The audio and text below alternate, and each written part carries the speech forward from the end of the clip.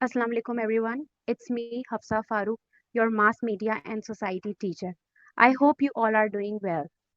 So today the topic of our discussion is medium is the message. ये एक term है जो martial मकलूहन ने कॉइन की थी. Medium is the message. इसके बारे में हम डिटेल पढ़ेंगे. नेक्स्ट हम पढ़ेंगे globalisation and creation of global village, popularity of different mediums and its impact.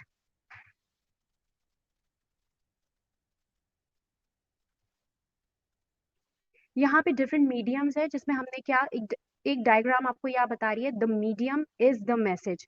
जो मीडियम है इट सेल्फ वो एक मैसेज है. इसको डिटेल में हम डिस्कस करेंगे. पहले हमें ये पता है कि मीडियम क्या है. A medium is the channel through which a message travels from the source to the receiver. वो चैनल है मीडियम जिसके जरिए मैसेज ट्रेवल करके जाता है कहाँ से, सोर्स से उसके रिसीवर तक.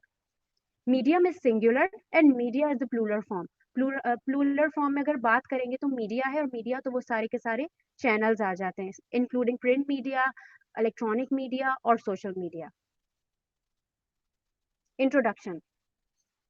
Marshall McLuhan is considered to be the greatest philosophers in the communication theories in the 20th century.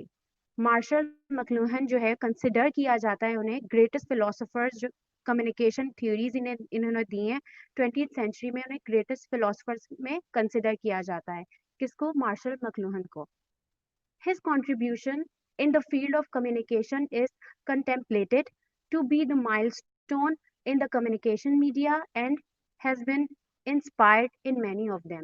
उनकी जो कंट्रीब्यूशन है फील्ड ऑफ कम्युनिकेशन में, उसने एक माइलस्टोन तय किया है, और उनका एक वो एक इंस्पिरेशन है अगर हम उनकी बात करें, और दूसरे ने उनसे इंस्पिरेशन ली है और कंट्रीब्यूट करते गए हैं फील्ड ऑफ कम्युनिकेशन में. तो उनका जो वर्क है वो इंस्पिरेशन है बाकी दूसरे फिलोसफर्स के लिए. Marshall McLuhan is known for his statement the medium is the message. वो नोन जाने जाते हैं अपनी इस स्टेटमेंट की वजह से, और वो स्टेटमेंट क्या है? The medium is the message. Medium क्या है? Communication channels. ठीक है. इनका कहना था, इन्होंने जो बात की है उनके मुताबिक medium is the message. Medium itself is a message, as he believes that how the media modifies or disrupts the message when it is conveyed. क्या बिलीव करते हैं कि कैसे मीडिया मॉडिफाई करता है मैसेज को जब वो कन्वे किया जाता है. जिस तरह से मीडिया मैसेज को कन्वे करता है वो इटसेल्फ खुद मैसेज होता है. ये मकलूहन की एक उनकी थिंकिंग थी, अपनी उनकी एक बिलीफ है उनका. He stated that the media played a major part in the development of human society. उनके मुताबिक मीडिया ने डेवलपमेंट ऑफ ह्यूमन सोसाइटी में एक मेजर पार्ट अदा किया है. कैसे? जहाँ से सोसाइटी स्टार्ट हुई है, जो पोस्ट इंडस्ट्रियल जो सोसाइटी है, इंडस्ट्रियल सोसाइटी के बाद जो पोस्ट इंडस्ट्रियल सोसाइटी अब है, जो जिसमें टेक्नोलॉजिकल एडवांसमेंट होती जा रही है, उनके मुताबिक मीडिया जो है वो मेजर पार्ट अदा करता है अपना डेवलपमेंट ऑफ ह्यूमन सोसाइटी में. सोसाइटीज आप देखते हैं क्या होता है, डेवलपिंग से डेवलप नेशंस बनती जाती हैं, और उसमें मीडिया का रोल हमें ऑलरेडी पता है. हम फंक्शंस ऑफ मास मीडिया में डिस्कस कर चुके हैं कि कैसे मीडिया अपना रोल प्ले करता है. हम पॉजिटिव एंड नेगेटिव इम्पैक्ट्स भी पढ़ चुके हैं मीडिया के. And is depended on how the information is being transferred among the people. और किस पे डिपेंड किया जाता है कि कैसे इंफॉर्मेशन जो है वो ट्रांसफर की जाती है लोगों के दरमियान. The medium is the message is a phrase coined by the Canadian communication thinker Marshall McLuhan and introduced in his Understanding Media, the Extension of Man, published in 1964. इन्होंने इनकी जो बुक है जिसका name understanding media the extensions of man, उसमें इन्होंने ये अपना जो टर्म है the medium is the message उसको इंट्रोड्यूस करवाया था. और कब की बात है ये? 1964 की बात है ये. McLuhan proposes that a communication medium itself, not the message it carries, should be the primary focus of the study. उनके मुताबिक कि मैसेज से ज़्यादा किस पे फोकस करना चाहिए, प्राइमरी फोकस जो होना चाहिए वो किस पे होना चाहिए, मीडियम पे फोकस होना चाहिए कि किस मीडियम को यूज करके मैसेज दिया जा रहा है.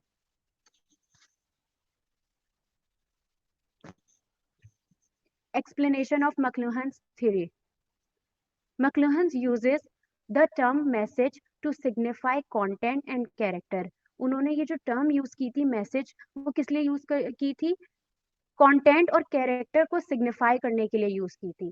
The content of the medium is a message that can be easily grasped and the character of the medium is another message. उनके मुताबिक जो कंटेंट ऑफ मीडियम था जो कि मैसेज है वो इजीली डिस्क्राइब किया जा सकता था and the character of medium is another message. और एक तो कंटेंट है और एक कैरेक्टर है और ये दोनों अलग अलग मैसेजेस हैं which can be easily overlooked. McLuhan says, indeed, it is only too typical that the content of any medium blinds us to the character of the medium. उनके मुताबिक के कंटेंट ऐसा हो नहीं सकता या टू टिपिकल है, अगर हम उसकी बात कर लें कि कंटेंट जो है किसी भी मीडियम का ब्लाइंड कर दे उसके कैरेक्टर को. For McLuhan, it was the medium itself that shaped and controlled the scale and form of human association and action. McLuhan के मुताबिक उनका ये कहना है कि मीडियम इटसेल्फ, जो मीडियम आप यूज कर रहे हैं मैसेज देने के लिए, वो शेप करता है और कंट्रोल करता है scale and form of human association and action. जैसे ह्यूमन फिर बिहेव करता है उसके बाद इंफॉर्मेशन लेने के बाद. The core assumption is that the media as we consider is not just a channel where the communication takes place. Core assumption अगर हम इस थ्योरी की बात करें तो वो क्या है कि media as we consider is not just a channel, वो एक चैनल नहीं है. The communication takes place, but they are diverse setting of environment that enable the communication to happen, and it may vary the meaning and sense of the information that is being transferred. उनकी पूरी जो ये एक term है उसके मुताबिक message से ज्यादा इंपॉर्टेंस उन्होंने मीडियम को दी है. उन्होंने कहा कि मैसेज तो है लेकिन जो मीडियम आपने उसको यूज किया है मैसेज देने के लिए उसमें ज्यादा इंपॉर्टेंस रखता है और उस पर सारा डिपेंडेंसी बेस करती है कि कैसे वो मैसेज आगे तक गया और उसके क्या इम्पैक्ट आए थे.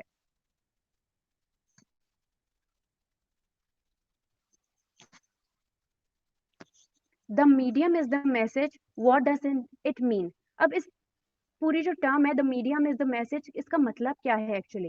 Quite simply it means that the way that we send and receive information is more important than the information itself. हमने यही बात की कि जैसे हमने सेंड और रिसीव की इंफॉर्मेशन वो ज्यादा इम्पोर्टेंट है अगर उसको कंपेयर करें खुद इंफॉर्मेशन से.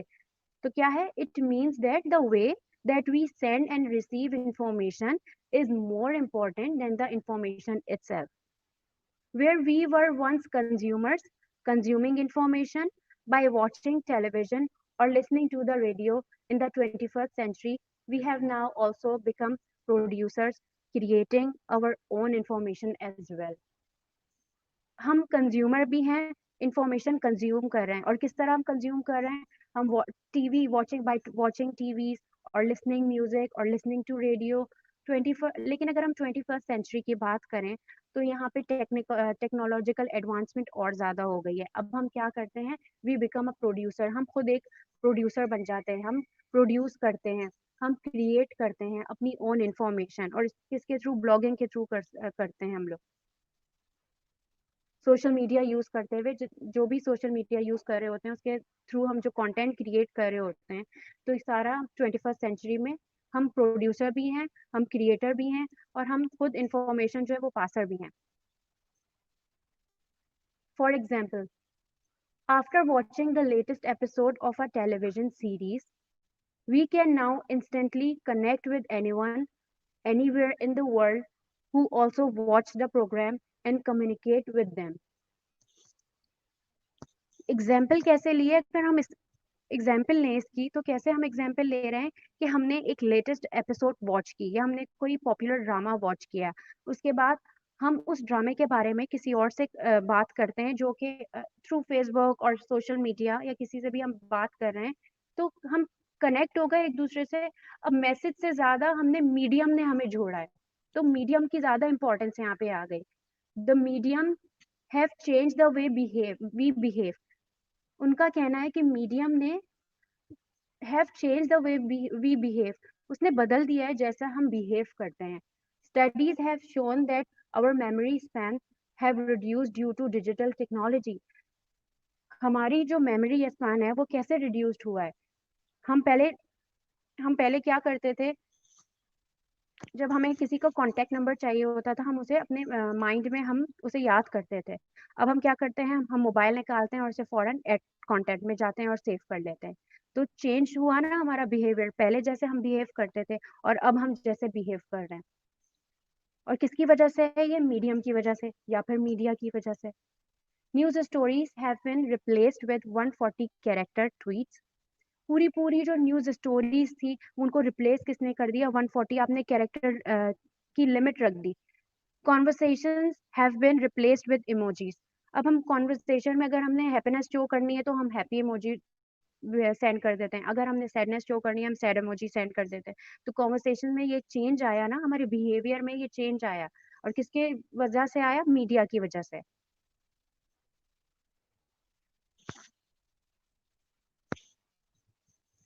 For McLuhan, watching television changed the way we looked at the world.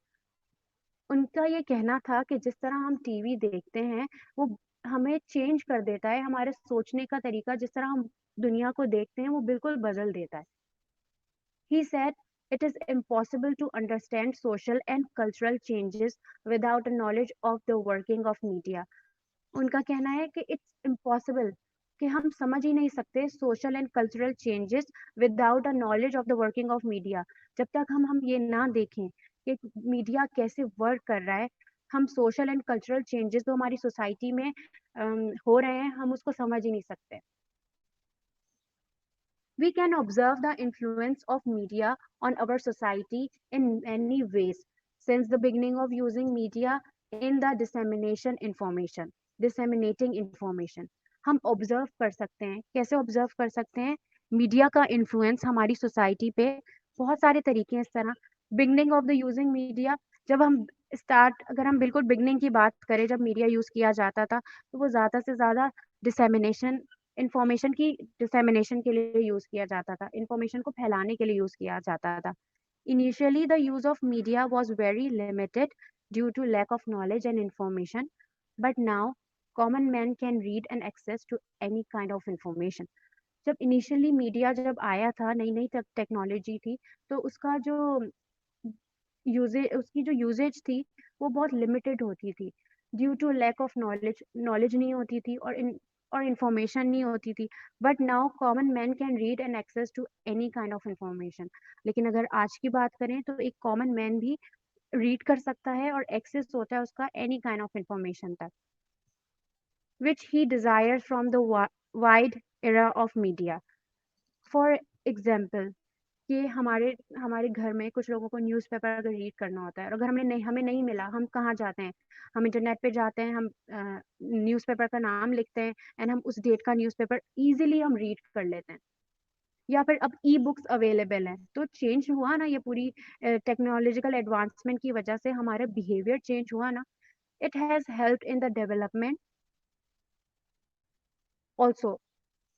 New media enables people to access and to share information around the world and has reduced the gap in the communication. New media जो है उसने क्या enable किया है कि people को access around the world, पूरी दुनिया से आप इंफॉर्मेशन शेयर कर सकते हो उनके साथ। और इसके प्लेटफॉर्म क्या है? सोशल मीडिया है। एक आपने अकाउंट बनाया है, आपने डिफरेंट पीपल को उसमें ऐड किया हुआ है, आप इंफॉर्मेशन शेयर कर रहे हो और उसका एक्सेस दूर दूर तक है, लोगों तक जिन जिनको आपने ऐड किया है। And has reduce the gap in communication, और इसकी वजह से जो कम्युनिकेशन गैप आता था पहले, जैसे लोग बात नहीं कर पाते थे, दूर दूर लोग जब रहते थे डिफरेंट कंट्रीज में तो बात ही नहीं कर पाते थे, उन्हें रिलाई करना पड़ता था टेलीफोन्स पे। तो अब क्या हुआ, अब मीडिया जितना एडवांस होता गया तो उसमें क्या हो गया, गैप जो है कम्युनिकेशन में वो रिड्यूस होता चला गया।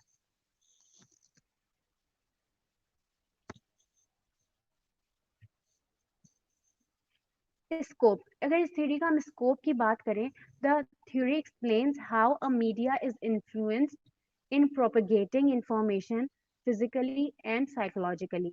ये थ्योरी हमें बताती है कि मीडिया ने कैसे इन्फ्लुएंस किया प्रोपगेटिंग इंफॉर्मेशन, फिजिकली भी और साइकोलॉजिकली लोगों के माइंड पे कैसे इन्फ्लुएंस किया मीडिया ने। फॉर एग्जाम्पल, एक एग्जाम्पल लेते हैं, अगर हम देख रहे होते हैं घर में हमारे सिबलिंग्स आर्ग्यू कर रहे होते हैं, कोई भी आर्ग्यू कर रहा है, तो हम क्या करते हैं, और आप टीवी देख रहे हो तो आप इंक्रीज कर देते हो वॉल्यूम टीवी की। तो जो आप टीवी वॉल्यूम इंक्रीज कर रहे हो तो वो आपने चेंज किया बिहेवियर, अपना बिहेवियर, और आपने जो आपको नॉइज थी, जो ऑलरेडी आपको डिस्टर्बेंस मिल रही थी उस आर्ग्यूइंग की वजह से, आपने अपना क्या किया, मीडिया को यूज करते हुए आपने बिहेवियर चेंज करते हुए आपने वॉल्यूम इंक्रीज कर लिया। तो ये एग्जाम्पल है कैसे कि मीडियम, तो इस वक्त मीडियम ज्यादा इम्पोर्टेंस रखा। नेक्स्ट इसकी हम इस तरह भी एग्जाम्पल ले सकते हैं। नेक्स्ट ये है कि अगर जब हम बुक रीड कर रहे होते हैं, जब हमने बुक रीड की कर रहे हैं, हमें कुछ ऐसी वर्ड दिखता है जिसकी मीनिंग हमें नहीं पता होता है, हम जाते हैं, हम मोबाइल फोन उठाते हैं और उसका हम मीनिंग सर्च करना शुरू कर देते हैं। तो इस तरह बिहेवियर चेंज हुआ, ये भी एक एग्जाम्पल है कि medium is the message. So it can be useful in comprehending about various medias and how each media can be beneficial in distributing information. अब हमें पता है कि डिफरेंट मीडियाज हैं, और डिफरेंट मीडियाज जो है वो हर एक मीडिया बेनिफिशियल है। Positive and negative points media के भी हैं, ऑब्वियसली उसके पॉजिटिव एंड नेगेटिव इम्पैक्ट्स भी हैं, और कहीं कहीं वो बेनिफिशियल है और कहीं कहीं वो नेगेटिव इम्पैक्ट्स भी उसके हैं। तो डिस्ट्रीब्यूशन ऑफ इंफॉर्मेशन में जो डिफरेंट मीडियाज हैं उनका अपने अपना एक रोल है। Like the saying, a picture can convey 1000 words. हमें ये कभी अगर आप लोगों ने देखा हो, अगर नोटिस किया हो इस बात को, कि समटाइम्स जैसे एक पिक्चर हम देखते हैं और फौरन वो मैसेज ले लेते हैं हम, अगर हम वर्ड के थ्रू डिस्क्राइब करें तो वो मैसेज हम शायद थोड़ी देर में समझे, लेकिन पिक्चर इतनी पावरफुल होती है कि वो 1000 वर्ड्स को के मैसेज को कन्वे कर दे इजिली।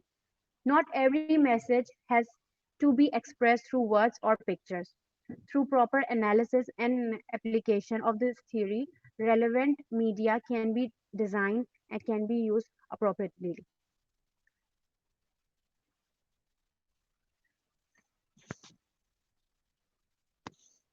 एग्जाम्पल, हमने अब एक एग्जाम्पल है, क्योंकि जब भी कोई भी थ्योरी हम डिस्क्राइब कर रहे हैं या कोई भी वर्ड अगर डिस्क्राइब कर रहे हैं मैथ कम्युनिकेशन में, तो वो एग्जाम्पल के साथ ही डिस्क्रिप्शन उसकी जाती है।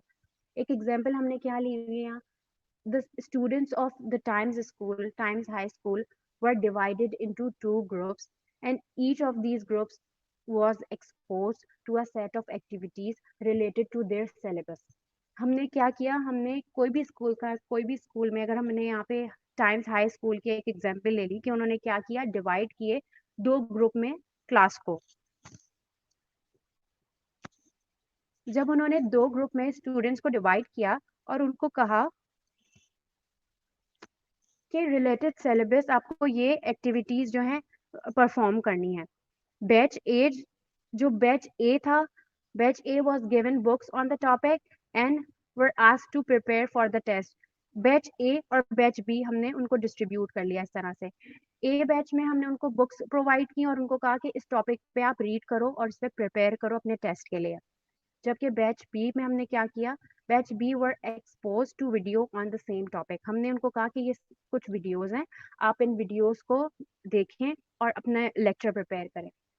When the test results came out, batch B displayed better marks than batch A. जब उनका रिजल्ट आया टेस्ट का, तो देखा गया ये कि क्या बैच बी जो थे, जिनको वीडियोस के थ्रू लर्निंग का कहा गया था, उन्होंने बेटर मार्क्स जो हैं वो ऑब्टेन किए, उनके रिजल्ट ज़्यादा अच्छा था। This proved that the student found the moving images more effective in recollecting than words. इससे क्या प्रूव हुआ कि जो स्टूडेंट्स थे, जो मूविंग इमेजेस के थ्रू जो लर्न कर रहे थे, उन्होंने और ज़्यादा इफेक्टिवली लर्न किया। और क्या हुआ इससे, रिकलेक्टिंग देन वर्ड्स, उनका जो माइंड था उसने इफेक्टिवली जो है उस मैसेज को अडॉप्ट किया, और उसके बाद उनके ग्रेड्स बेटर हुए।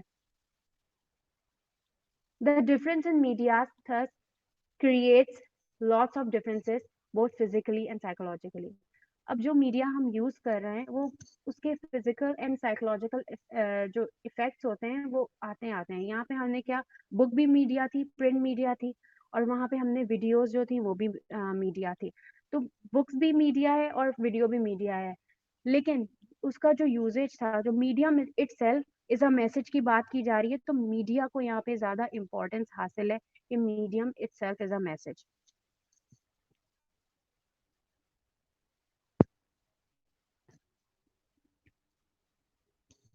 The medium is the message, the technology that communicates changes us.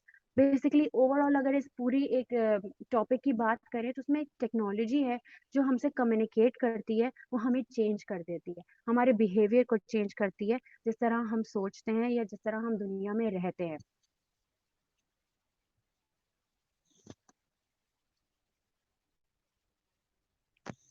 Next हमारा टॉपिक है globalisation and creation of global village, popularity of different mediums and its impact of globalization.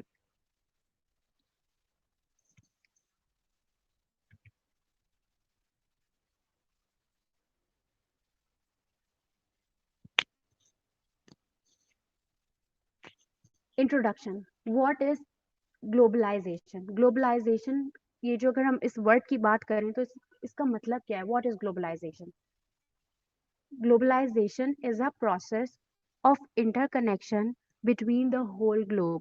ये एक प्रोसेस है जो जिसके जरिए interconnection होता है बिटवीन द होल ग्लोब, पूरी दुनिया के दरमियान जो कनेक्शन है, उस वो कनेक्शन का जो पूरा प्रोसेस है उसको ग्लोबलाइजेशन कहते हैं। और globalisation is the process of interaction and integration among people, companies and governments worldwide. एक और डेफिनेशन क्या है कि globalisation is the process of interaction, process of interaction है किसके दरमियान? लोगों के दरमियान, कंपनीज के दरमियान, गवर्नमेंट्स के दरमियान, ओवर पूरी दुनिया में।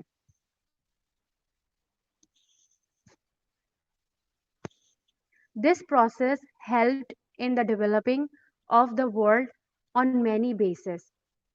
ये जो पूरा ग्लोबलाइजेशन का प्रोसेस है उसने हेल्प की है developing of different of the world में। कैसे? Basically economically, politically and socially. अगर हम इसको डिवाइड करें कि कैसे डेवलप कंट्रीज की हेल्प हुई है इस पूरे प्रोसेस में, तो इकोनॉमिकली, पॉलिटिकली और सोशली ये पूरा प्रोसेस ग्लोबलाइजेशन का है। इसकी वजह से तरक्की करते गए हैं। किस तरह तरक्की की है हमने? अगर इकोनॉमिक को देखें, अगर economic wise globalisation help in moving capitals, made trade and global investments between countries easier.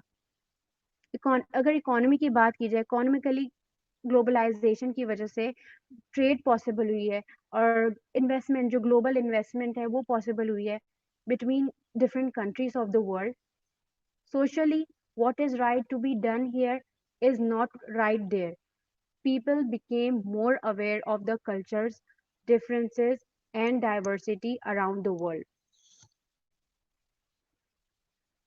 Socially क्या डिफरेंस आया है कि लोग अवेयर हो गए हैं और डिफरेंट कल्चर एक्सपोज होते जा रहा है, जिस तरह उस तरह लोग अवेयर होते जा रहे हैं कि दूसरे कल्चर के लोग उन किस तरह रहते हैं, क्या करना है और क्या नहीं करना। Finally politically Finally, political wise, we can say power is more describable now.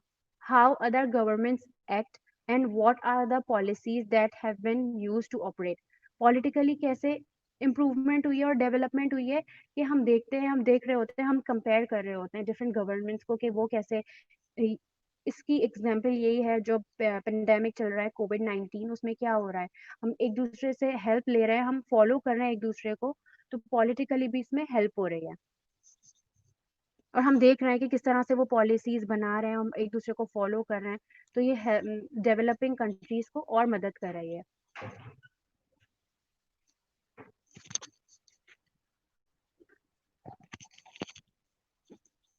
Nowadays, you can travel around the world without the need to leave your home and it is all because of media.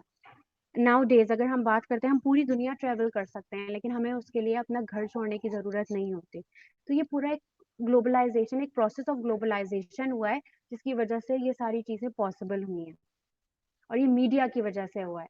Media का role पूरे globalisation की जो process में, basically हम इस पे वही discuss करने वाले हैं। Media is one of the globalisation forms which helped in many ways in educating people and raising awareness among them। Media जो है वो किस तरह ग्लोबलाइजेशन के प्रोसेस में उसका पार्ट है, कि उस मीडिया के थ्रू हमने लोगों को एजुकेट किया है, हमने लोगों को अवेयर किया है। Without media we wouldn't know about the major international events around the world. अगर मीडिया नहीं होता तो हमें पता ही नहीं चलता कि इंटरनेशनल इवेंट्स, पूरी दुनिया में कौन कौन से इवेंट्स हो रहे हैं या पूरी दुनिया में चल क्या रहा है। तो मीडिया का इस पे रोल है, और एक प्रोमिनेंट रोल है। In the beginning, globalization brought to us radios, moving to televisions, and now we don't have these only. अगर हम बिगनिंग की बात करें, beginning of the globalisation period, तो हमारे पास रेडियोज होते थे उस वक्त। एंड देन फिर क्या हुआ, टेक्नोलॉजिकल एडवांसमेंट आती गई, टेलीविजन आते गए, फिर टेलीविजन के जरिए अब तो अगर बात की जाए तो अब तो हमारे पास पूरा न्यू एज मीडिया जो है, आपका जो social media, we have world wide web, अब हमारे पास इंटरनेट है and social media. We can miss anything now. क्या हम अब कुछ मिस कर सकते हैं? नहीं। वी आर अपडेटेड 24/7 हमारे पास अपडेट आ रही होती है, इंफॉर्मेशन आ रही होती है, इंटरटेनमेंट ले रहे होते हैं हम मीडिया को यूज करते हुए। For Marshall McLuhan, the world is becoming a global village because of the media, mass media. एक टर्म मार्शल मकलुहन ने हमें दी थी, और वो क्या थी? Medium is the message. और एक और टर्म उन्होंने बात की थी कि ग्लोबल विलेज जो है, world is becoming a global village because of mass media.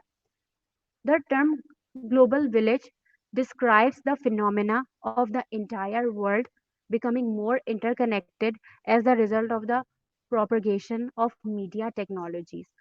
जो टर्म है आपकी ग्लोबल विलेज, वो डिस्क्राइब करती है पूरे फिनोमेना को, जो इंटायर वर्ल्ड जो है आपकी बनती जा रही है, एक दूसरे से कनेक्टेड होती जा रही है और ज़्यादा, as the result of propagating of media technologies. ये जितनी जितनी ज़्यादा टेक्नोलॉजिकल एडवांसमेंट आती जा रही है मीडिया में, तो आपकी जो वर्ल्ड है वो ग्लोबल विलेज बनती जा रही है, एक दूसरे से कनेक्टेड होती जा रही है और ज़्यादा।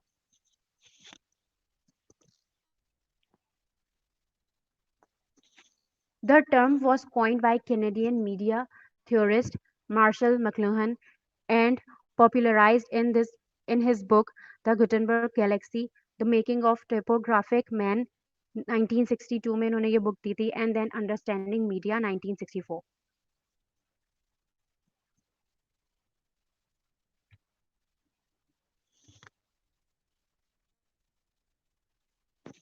When did globalization begin? The history of globalization। अब ये जो ग्लोबलाइजेशन का प्रोसेस था, ये कहाँ से स्टार्ट हुआ है? For some people, this global phenomena is inherent to human nature। कुछ लोगों के मुताबिक ये जो ह्यूमन नेचर में ही था, उन्होंने इनहेरिट किया हुआ था कि वो ग्लोबलाइजेशन के प्रोसेस जो था वो कर रहे होते, एक दूसरे से कम्युनिकेट कर रहे होते हैं, एक दूसरे से कनेक्टेड होते हैं। Because of this, some says globalization began about 60,000 years ago at the beginning of human history। कुछ लोग ये भी कहते हैं कि ये जो प्रोसेस ऑफ ग्लोबलाइजेशन था वो कब से स्टार्ट हो गया, उससे इससे पहले से ही स्टार्ट हो गया था, 60,000 years ago at the beginning of human history, जब से human history begin हुई है। Throughout time, human societies exchanging trade has been growing। Since the old times, different civilizations have developed commercial trade routes and experience cultural exchanges। अब ये सारी की हमारी जब सोसाइटी जो है डेवलप होती गई, तो प्री इंडस्ट्रियल सोसाइटीज थी, फिर इंडस्ट्रियल सोसाइटीज थी, फिर पोस्ट इंडस्ट्रियल सोसाइटीज में जब कन्वर्ट होते गई, तो उसमें क्या क्या चेंजेस आती गई, सिविलाइजेशन का प्रोसेस, कमर्शियल ट्रेड रूट्स बनते गए, ट्रेड एक्सचेंज करते गए।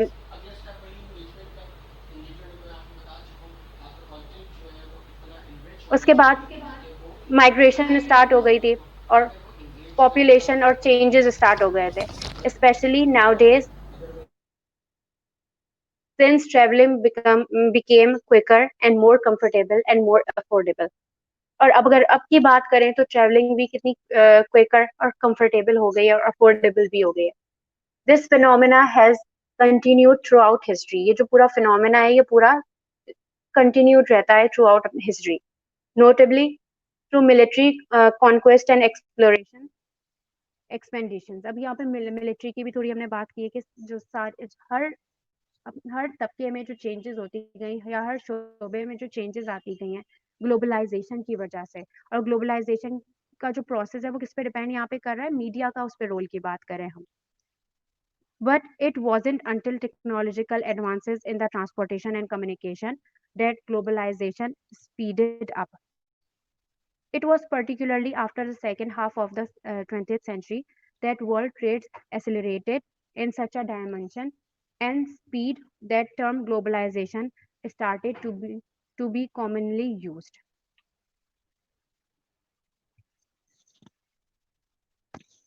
Overview. इस theory का अगर overview देखें, Marshall McLuhan, who was Canadian thinker, coined the term global village in the 1960s.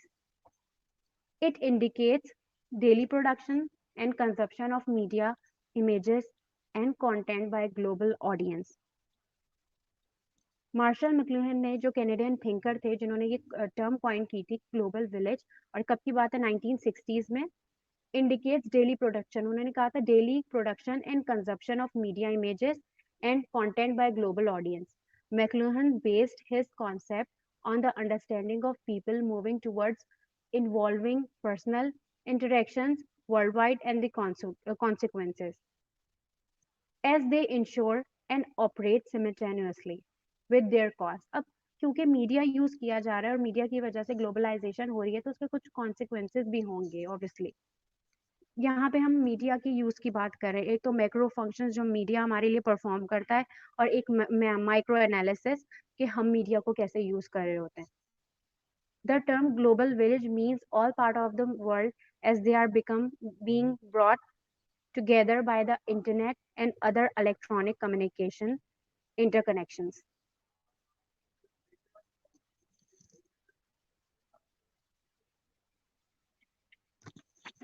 For example, other forms of communication such as Skype allow us to communicate and connect with others, especially others in the other countries, easier. क्योंकि अब हम यहाँ पे जो media है हमारा वो कैसे कनेक्ट कर रहा है हमें, हमने एग्जाम्पल यहाँ पे स्काइप की, या हम फेसबुक की भी ले सकते हैं एग्जाम्पल. और क्या कर रहा है, हमें कनेक्ट कर देता है, हम कहीं भी रह रहे हो, हम डिफरेंट कंट्रीज क्यों ना रहे हो, लेकिन हम एक दूसरे से easily connect. The new reality of the digital socially meaningful structures within the context of culture. Interchanging messages, stories, opinions, posts, and videos through channels on telecommunication pathways can cause miscommunication, especially through different cultures. अब ये एक positive चीज़ है और एक negative बात भी है कि अगर हम मैसेजेस या स्टोरीज या अपने ओपिनियन शेयर करते हैं तो वो एक मिसकम्युनिकेशन भी उनके में आ जाता है अगर हमने उसको सही से बात नहीं की तो. Often they speculate about whether or not the consequences of these changes could lead to some new psychological structure. अब इनके जो consequences आए हैं क्योंकि मीडिया यूज करने के हम नेगेटिव इम्पैक्ट भी तो है, तो वो consequences की वजह से क्या सोशोलॉजिकल चेंजेस आती हैं आपकी सोसाइटी में. Most of them have pointed out that increase they increase the velocity of transactions and have fostered international density, making social networks catalyst for social change.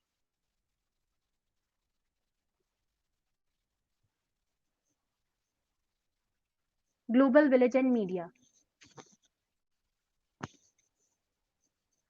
People use technology to fit into a digital community. लोग media use करते हैं fit होने के लिए, जो digital community जो community है आपकी उसमें फिट होने के लिए लोग मीडिया यूज करते हैं. to which they are not physically connected but mentally connected. क्योंकि जब मीडिया यूज किया कर रहे होते हैं तो हम प्रेजेंट तो नहीं होते कि हम ये हो सकता है कि हम मेंटली कनेक्टेड हो एक दूसरे से. Each social media platform acts as a digital home for individuals, allowing people to express themselves through the global village.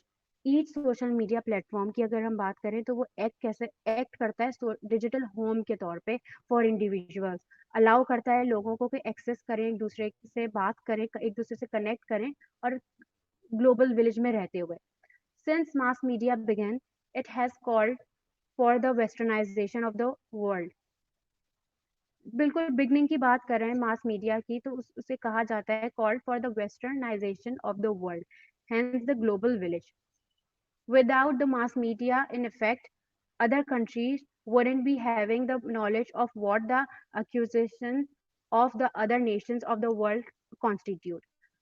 अगर मास मीडिया ना हो तो हमें पता ही ना लगे कि दूसरी कंट्रीज में क्या हो रहा है या दूसरी नेशंस में क्या अक्यूजेशंस हो रही हैं या दूसरी नेशंस किस तरह की पॉलिसी अडॉप्ट कर रही हैं, कितनी नेशंस जो है वो डेवलप हो चुकी हैं ऑलरेडी और कौन कौन सी नेशंस डेवलपिंग नेशंस में आ रही हैं, तो हमें ये पता ही ना चले. On the internet, physical distance is even less of a hindrance to the real-time communicative activities of people. Internet की अगर हम बात करें तो कोई हिंडर ही नहीं है. हम लोग इजीली जो डिस्टेंस है, चाहे दुनिया के आखिर कोने भी में भी रह रहे हो एक दूसरे से, लेकिन कम्युनिकेट कर रहे हैं. वो डिस्टेंस जो है, जो गैप था कम्युनिकेशन का, वो अब खत्म हो गया है और वो किसकी वजह से? मीडिया की वजह से. Social spheres are greatly expanded by the openness of the web and the ease at which people can search for online communities and interact with each other who share the same interest and concern. अब social जो platforms हैं उनके ज़रिए जो different communities हैं एक दूसरे से कनेक्ट कर रही हैं, शेयर कर रही हैं अपने इंटरेस्ट, अपने कंसर्न्स एक दूसरे से. According to McLuhan, the enhanced electric speed in bringing all social and political functions together in a sudden implosion has heightened human awareness of responsibility to an intense degree.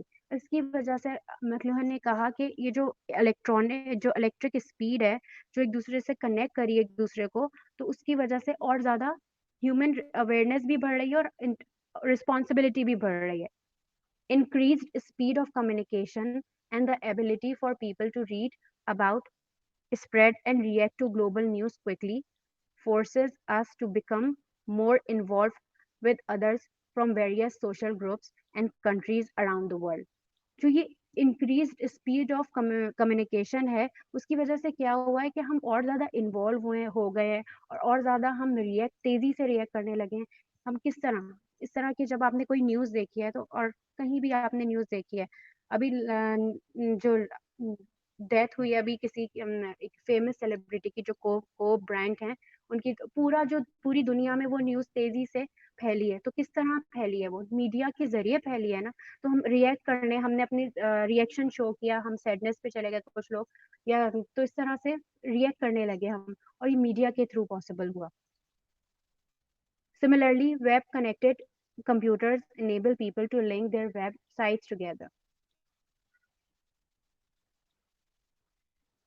The benefits of globalization. इसी तरह globalisation के कुछ positive और कुछ negative impacts भी हैं. Let's dig deeper. हम देखते हैं कि इसमें पॉजिटिव इम्पैक्ट्स क्या हैं ग्लोबलाइजेशन के. The engine of globalization and economic example. The most visible impacts of globalization are definitely the ones affecting the economic world. Globalization has led to a sharp increase in trade and economic exchanges, but also to a multiplication of financial exchanges. पूरा जो globalisation का process है वो उसने economy को help किया है, world की इकोनॉमी है उसको इंक्रीज किया है, ट्रेड इंक्रीज हुआ है, इंपोर्ट एक्सपोर्ट कर सकते हैं डिफरेंट कंट्रीज एक दूसरे से. Knowledge became easily shared and international cooperation among the brightest minds speeded things up. According to some analysts, globalization has also contributed to improving global economic conditions. creating much economic wealth that was nevertheless unequally distributed. More information ahead. कुछ economist ने कहा कि globalisation की वजह से जो contribution जो हुई है इम्प्रूविंग ग्लोबल इकोनॉमिक कंडीशंस में, वो एक हुई है कि आपकी जो इकोनॉमिक कंडीशंस हैं वो इम्प्रूव हुई हैं, और आप क्रिएटिंग मच इकोनॉमिक वेल्थ, आप और ज़्यादा क्रिएट करने लगे हो एक दूसरे के साथ। जब ट्रेड कर रहे हो तो इकोनॉमिक वेल्थ आप क्रिएट कर रहे हो, और जो अनइक्वली डिस्ट्रीब्यूटेड आपकी रिसोर्सेज थी उसमें भी चेंज आए हैं। नेक्स्ट उसका जो बेनिफिट है, globalisation benefits, a financial example. This financial globalisation has contributed to the rise of global financial market in which contracts and capital exchanges have multiplied। क्योंकि फाइनेंशियल भी एक फाइनेंशियल एग्जांपल भी है, ग्लोबलाइजेशन के benefit में ये आता है कि पूरी की पूरी आपकी जब इकोनॉमी में चेंजेस आई हैं तो फिर फाइनेंशियली भी एक दूसरे के साथ इंपोर्ट एक्सपोर्ट करने के बाद इसमें चेंजेस आए हैं। नेशंस जो हैं वो डेवलपिंग से डेवलप नेशंस बन गई हैं। Globalisation and cultural example. Together with economic and financial globalization, there has obviously also been cultural globalization। जहाँ पे हमने बात की इकोनॉमिक एंड फाइनेंशियल ग्लोबलाइजेशन की, वहाँ पे कल्चरल ग्लोबलाइजेशन भी है। Indeed, the multiplication of economic and financial exchanges has been followed by increase in human exchanges such as migration, traveling. These human exchanges have contributed to the development of cultural exchanges। क्या हुआ, जब globalisation हो रही है, पूरा process चल रहा है, उसमें माइग्रेशन हो रहा है, लोग ट्रैवल एक दूसरे से एक जगह से दूसरी जगह कर रहे हैं। जब ट्रैवल हो रहे हैं, जब ट्रैवलिंग पॉइंट बना दिया गया, उससे अर्निंग हो रही है, तो लोग एक दूसरे का कल्चर देख रहे हैं, तो ये पूरे एक दूसरे के कल्चर वैल्यूज अडॉप्ट कर रहे हैं। This means that different customs and habits shared among local communities have been shared among communities that used to have different procedures and even different beliefs। Good example of cultural globalization are, for instance, the trading of commodities। अब बहुत सारी commodities जो पाकिस्तान में बनती हैं उनकी demand होने लगी है इंटरनेशनली, तो फिर हम शेयरिंग करने लगे, हम ट्रेड करने लगे, कल्चर एक्सपेंड हुआ है एक दूसरे का, हम एक दूसरे का कल्चर अडॉप्ट करने लगे।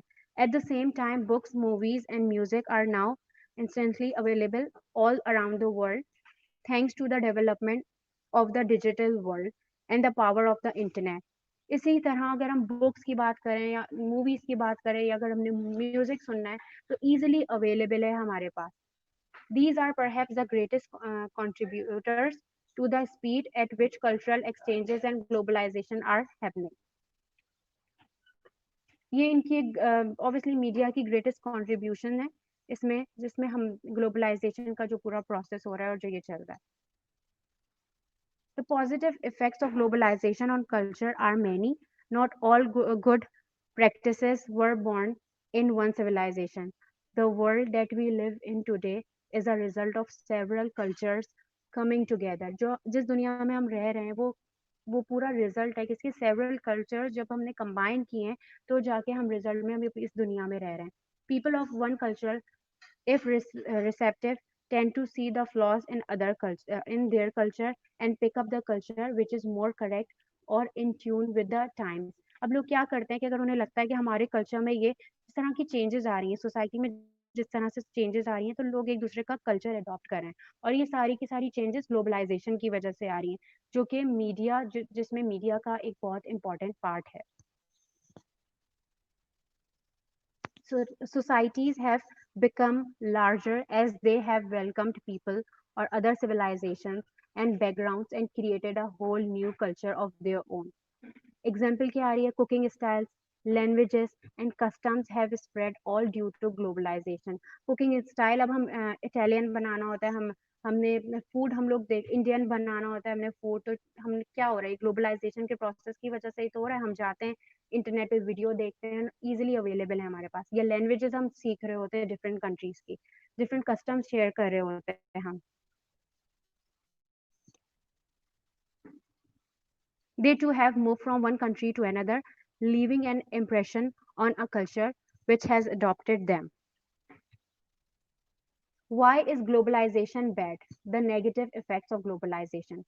Globalization is a complex phenomenon. As such, it has a considerable influence on several areas of contemporary societies.